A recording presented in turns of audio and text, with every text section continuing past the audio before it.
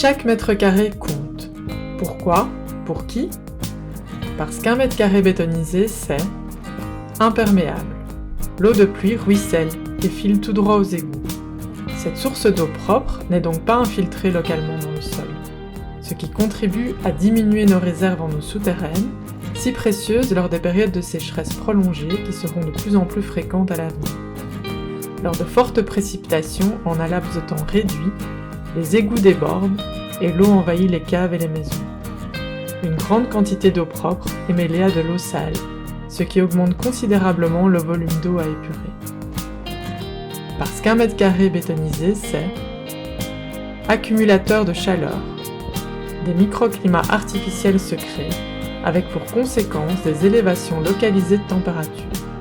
La chaleur accumulée en journée est libérée pendant la nuit, avec des répercussions sur le bien-être, la respiration ou encore le sommeil.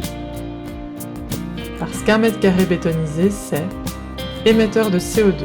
Le béton est responsable d'environ 7% des émissions mondiales de CO2.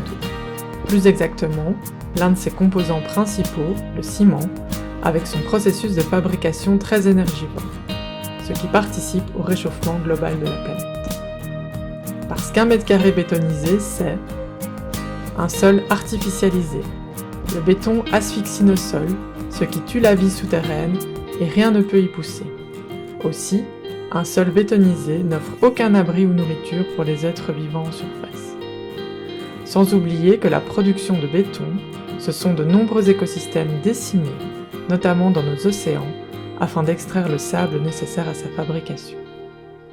Alors que, chaque mètre carré non bétonisé ou débétonisé et ensuite renaturé, c'est une surface perméable qui laisse l'eau de pluie infiltrer lentement le sol et permet de la stocker en surface ou en souterrain.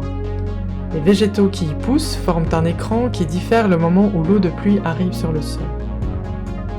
Ce sol renaturé, non seulement n'accumule plus la chaleur, mais grâce à la végétation qui y prend place, offre ombre et fraîcheur via le phénomène d'évapotranspiration. Un sol vivant est constitué d'organismes qui transforment en matière organique les branches et les feuilles mortes riches en carbone, ce qui permet son stockage dans le sol. De leur côté, les plantes, par le biais de leur feuillage, captent les poussières, le CO2 et autres polluants atmosphériques et rejettent de l'oxygène, ce qui contribue à augmenter la qualité de l'air. Enfin, cet espace régénéré offre à la biodiversité abri et nourriture, et devient également une source d'émerveillement, de bien-être et d'apprentissage pour chacun. Et pourquoi pas, un espace récupéré pour produire de la nourriture, se rencontrer, jouer et imaginer ensemble la ville de demain, avec moins de béton et plus de liens.